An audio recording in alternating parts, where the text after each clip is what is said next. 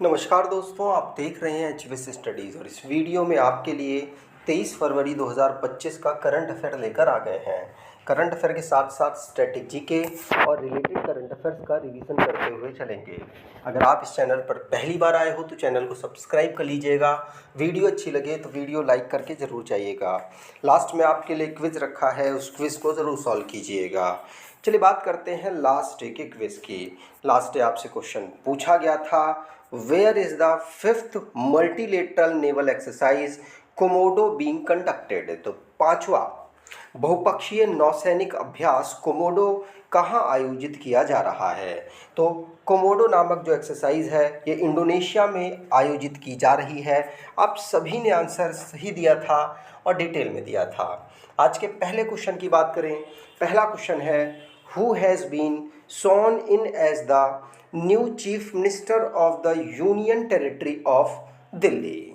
तो केंद्र शासित प्रदेश दिल्ली के नए मुख्यमंत्री के रूप में किसने शपथ ली है। पहली बात, एक केंद्र शासित प्रदेश है।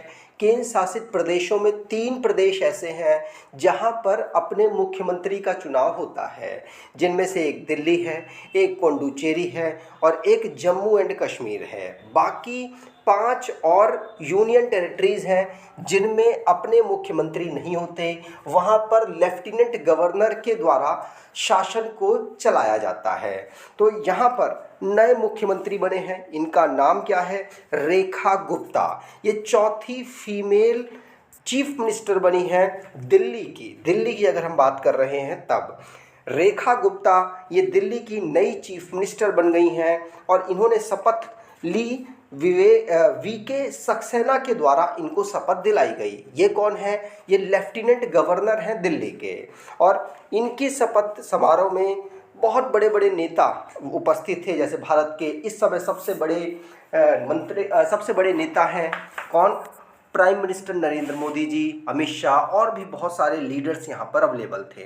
दिल्ली की चौथी महिला चीफ मिनिस्टर हैं। तो पहली कौन थी, सुषमा स्वराज, दूसरी शीला दीक्षित, तीसरी आतिशी और चौथी बनी है रेखा गुप्ता। ठीक, अब अपॉइंटमेंट से रिलेटेड जो करंट अफेयर्स बने हैं उनको रिवाइज करते हैं। पहला क्वेश्चन पढ़ लिया। दूसरा, ज्ञानेश कुमार ये 26 नंबर के चीफ इलेक्शन कमिश्नर बने हैं।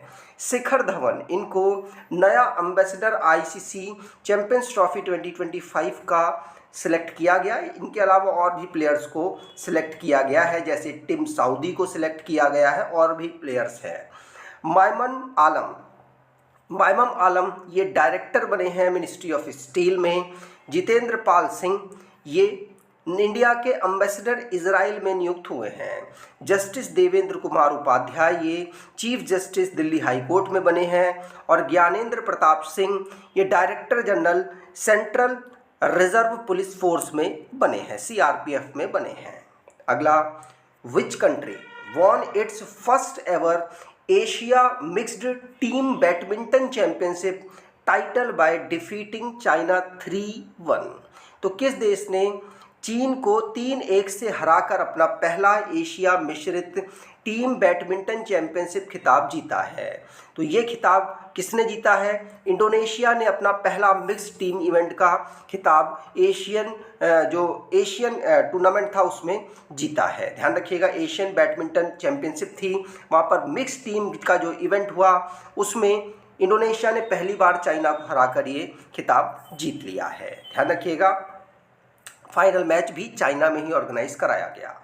अब स्पोर्ट्स से रिलेटेड जो करंट अफेयर्स बने उनको रिवाइज करते हैं। पहला क्वेश्चन पढ़ लिया। दूसरा, वर्ल्ड के नंबर 1 खिलाड़ी यानिक सिन्हा इनको 3 महीने के लिए सस्पेंड कर दिया है वाडा ने। इंडिया की most successful snooker player Pankaj Advani जिन्होंने नेशनल स्नूकर चैंपियनशिप को जीत लिया। उत्तर प्रदेश की मेंस कबड्डी टीम ने चंडीगढ़ की टीम को हराकर यहां पर जीत दर्ज की है। आर प्रज्ञानंदा सेकंड भारतीय चेस प्लेयर बने जिन्होंने Tata Steel Masters chess tournament को जीता है। इंडिया की वुमेन अंडर 19 क्रिकेट टीम जिसने ICC women's under 19 T20 world cup को लगातार दूसरी बार जीत लिया है। और वर्ल्ड के नंबर 1 प्लेयर यानिक सिनर इन्होंने अभी ऑस्ट्रेलियन ओपन टाइटल को जीता है, जो कि 4 ग्रैंड स्लैम होते हैं उनमें से ये एक है, सबसे पहला साल का है। अब अगर आप कोई ई बुक परचेज़ करना चाहते हैं तो डिस्क्रिप्शन बॉक्स में लिंक है, वहाँ से ई बुक परचेज़ कर सकते हैं। आपके लिए 2024 के करंट अफेयर्स की ई बुक भी अवेलेबल कराई है, अगर आप उसको भी परचेज़ करना चाहें तो डिस्क्रिप्शन बॉक्स ज़रूर चेक कीजिएगा। अगला, which state has become the first in India to have a translation system in the legislative assembly. तो कौन सा राज्य विधानसभा में अनुवाद प्रणाली लागू करने वाला भारत का पहला राज्य बन गया है? तो अनुवाद प्रणाली लागू करने वाला, ट्रांसलेशन सिस्टम लेजिस्लेटिव असेंबली में लागू करने वाला ये भारत का पहला राज्य बना है उत्तर प्रदेश। पहला ऑप्शन यहाँ पर बिल्कुल सही है। उत्तर प्रदेश की असेंबली पहली ऐसी कंट्री की असेंबली बनी जिसने ट्रांसलेशन फैसिलिटी को यहाँ पर प्रपोज किया है और साथ साथ यहाँ पर लागू किया है। ध्यान रखिएगा, यहाँ पर अवधी, ब्रज, भोजपुरी, बुंदेलखंडी और इंग्लिश भाषा का ट्रांसलेशन अब हो पाएगा। अब उत्तर प्रदेश की बात करें तो राज्य के रूप में 24 जनवरी 1950 को बनाया गया। लखनऊ इसकी कैपिटल है, 75 इसके डिस्ट्रिक्ट हैं। Governor Anandiben Patel, chief minister Yogi Adityanath है। लेजिस्लेचर बाईकैमरल, जहां की काउंसिल में 100 सीट्स, असेंबली में 403 सीट्स, राज्यसभा में 31 और लोकसभा में 80 सीट्स आती हैं। नेशनल पार्क में दुधवा नेशनल पार्क यहाँ का नेशनल पार्क है। डांस की बात करें तो नौटंकी, रासलीला, कजरी, जोरा, चपेली, जैटा यहाँ के डांस हैं। अगला question, who has recently been appointed as the deputy secretary in the department of expenditure. तो हाल ही में व्यय विभाग में उप सचिव के रूप में किसे नियुक्त किया गया है? तो ये मृत्युंजय श्रीकांतन को नियुक्त किया गया है। मृत्युंजय श्रीकांतन, इनको उप सचिव के रूप में अभी व्यय विभाग में जो हमारा डिपार्टमेंट ऑफ एक्सपेंडिचर है वहाँ पे डिप्टी सेक्रेटरी के रूप में नियुक्त किया गया है। मृत्युंजय श्रीकांतन, ध्यान रखिएगा, पूछा जा सकता है। अगला question, union minister Pratap Rao Jadhav announced that cancer vaccine will be available for women in 5 to 6 month. People of how many year of age will be eligible for vaccination? तो केंद्रीय मंत्री प्रताप राव जाधव ने घोषणा की है कि महिलाओं के लिए 5 से 6 महीने में कैंसर का टीका उपलब्ध हो जाएगा। कितने वर्ष की आयु के लोगों के लिए टीकाकरण के लिए पात्र होने का यहाँ पर अनाउंसमेंट किया गया है? तो अगर आपकी एज 9 से 16 साल है तो आप इसके लिए एलिजिबल होंगे। 9 से 16 साल वाले जो महिलाएं होंगी उनके लिए ये जो कैंसर के टीके हैं वो अवेलेबल हो जाएंगे अगले आने वाले 6 से 7 महीने, अप्रॉक्सीमेटली 5 से 6 महीने आप मान सकते हैं। ठीक, और ये इन्फॉर्मेशन किसने दी है? तो हमारे इस समय पर इंडिपेंडेंट चार्ज संभाल रहे हैं आयुष का प्रताप राव जाधव, इन्होंने दी है और ये ministry of state health family welfare में भी संभाल रहे हैं। अगला question, which city is the host of all India transgender conference 2025? तो अखिल भारतीय ट्रांसजेंडर सम्मेलन 2025 का मेजबान शहर कौन सा है? तो ये राजस्थान का अजमेर शहर इसका मेजबान शहर है, जहां पर ट्रांसजेंडर्स की जो कॉन्फ्रेंस है, ऑल इंडिया ट्रांसजेंडर्स की जो कॉन्फ्रेंस है, उन्होंने यहाँ पर पार्टिसिपेट किया है। यहाँ पर जो ट्रांसजेंडर कम्युनिटीज़ हैं उन पे जो फेस हो रहे इशू पूरी दुनिया में, उसको यहाँ पर उठाया गया और कोशिश की गई है कि इसको पॉलिटिकल मुद्दा भी बनाया जा सके, जिससे कि इनकी संख्याओं को देखते हुए जो पॉलिटिक्स में इनके जो पॉइंट्स हैं उनको जो पार्टीज़ हैं वो इंक्लूड करें।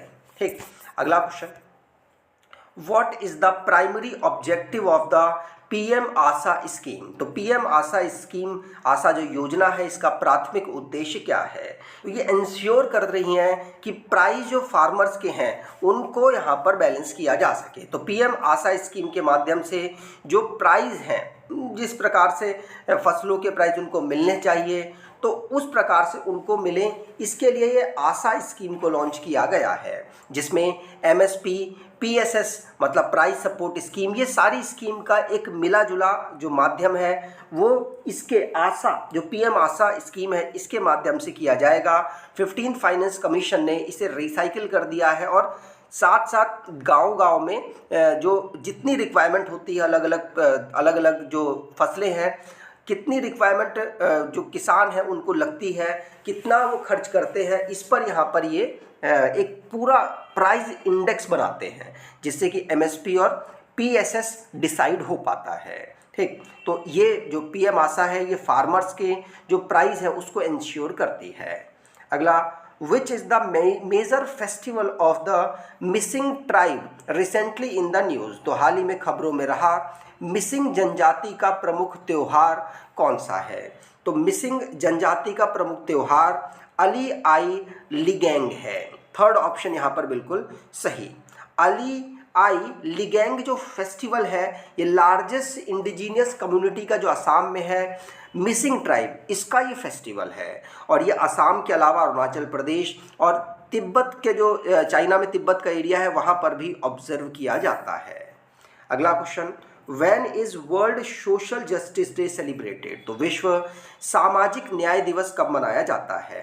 तो विश्व सामाजिक न्याय दिवस हम 20 फरवरी को ऑब्जर्व करते हैं। 20 फरवरी को हम वर्ल्ड सोशल जस्टिस डे के रूप में ऑब्जर्व करते हैं। यूनाइटेड नेशन जनरल असेंबली के द्वारा इसे 2007 में अनाउंस किया गया था और पहली बार इसे 2008 में ऑब्जर्व किया गया।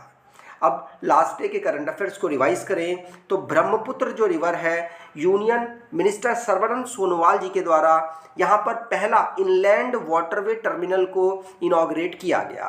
5वें नंबर का मल्टीलेटरल नेवल एक्सरसाइज कोमोडो ये इंडोनेशिया में कंडक्ट हुई है।